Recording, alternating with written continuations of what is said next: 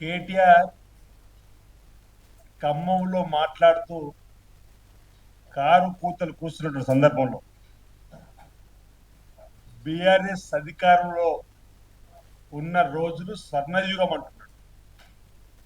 అలాంటి స్వర్ణయుగమే అయితే తెలంగాణ ప్రజలు మిమ్మల్ని చాచి కొట్టి ఈరోజు మిమ్మల్ని ఫామ్ హౌస్కే పరిమితం చేసే సందర్భం ఎందుకు మర్చిపోతున్నాడు అనే మాట సందర్భంగా మాట్లాడుతూ, మీరు అంత అద్భుతంగా పరిపాలిస్తే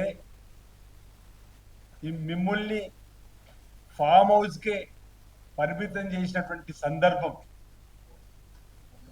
మాట్లాడితే బండ బూతులు నోటి నిండా మా ముఖ్యమంత్రి రేవంత్ రెడ్డి గారి పైన అక్కసు వెళ్ళకెక్కేటువంటి ప్రయత్నమే తప్ప ఏ ఒక్కటి కూడా ప్రజలను ఆలోచింపజేసేటువంటి సూచన సలహా కానీ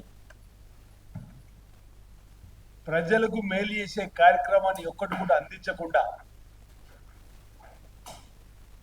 ఇంకా కేటీఆర్ గారు భ్రమల్లో బతుకుతుంది. ప్రభుత్వం మాదే ఉందనేటువంటి ఆలోచనతో చేసేటువంటి ప్రయత్నమే తప్ప మరొకటి కాదన్నమాట సందర్భంగా చెప్తూ, గాడిద విలువ తెలవాలి, గుర్రం విలువ తెలవాలని ఒక మాట.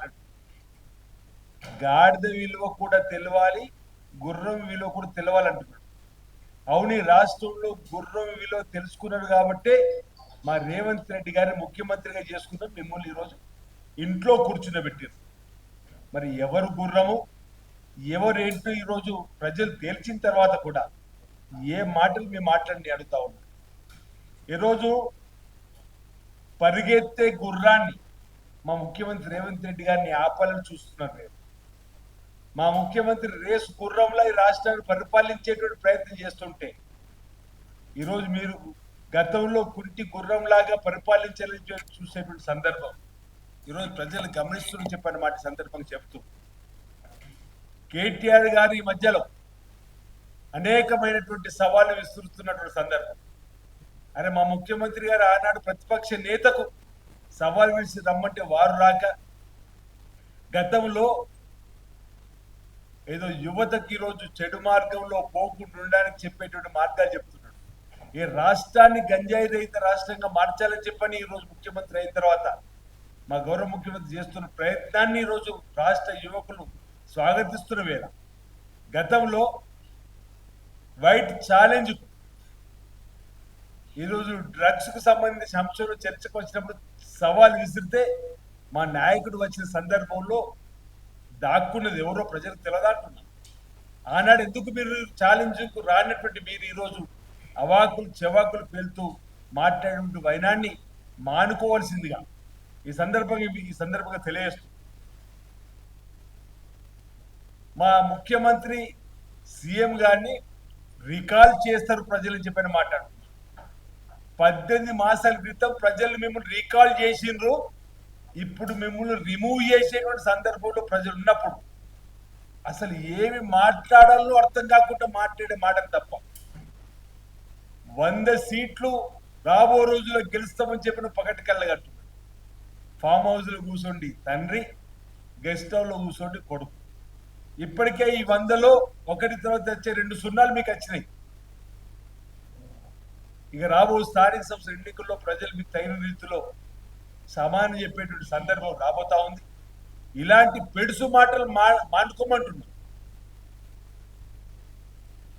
ఈరోజు మేము కూడా మాట్లాడచ్చు. పూజకు పనికిరాని పువ్వుల్లాగా మాట్లాడేటువంటి మాటలు ఒకటి కాదు, అనేకం మేము కూడా మాట్లాడడానికి, పెండ పైన తిరిగే పురుగని ఇవన్నీ కూడా మేము మాట్లాడడానికి సభ్యత అడ్డస్తని చెప్పి మాట్లాడుకోవడం తప్ప మరొకటి కాదు. ఈరోజు ప్రజలందరూ కూడా గమనిస్తున్నారు మీ కుటుంబంలో కలహాల గురించి.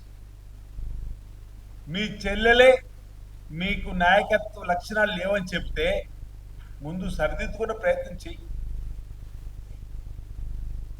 నేను అనేక సందర్భాలు అన్నా, మై డియర్ డాడీ అంటూ డాక్టర్ రాసిన లేఖలో తండ్రి ఇంటికే పరిమితమవుతుండని, ప్రజా సమస్యల పైన మాట్లాడలేకపోతున్నారని, అంత చక్కటి బీసీ బిల్లు పైన మాట్లాడాల్సి ఉందని, ఎస్సీ వర్గీకరణ గురించి మాట్లాడాల్సినటువంటి అవసరం ఎంతైనా ఉండని చెప్పండి. ఆనాడు ప్రభుత్వం ఉన్నప్పుడు నలుగురికే పరిమితమైంది, ఈ రోజు ఇద్దరికే పరిమితమవుతున్న వేల కుటుంబంలో కళాలు స్టార్ట్ అయిందని చెప్పండి.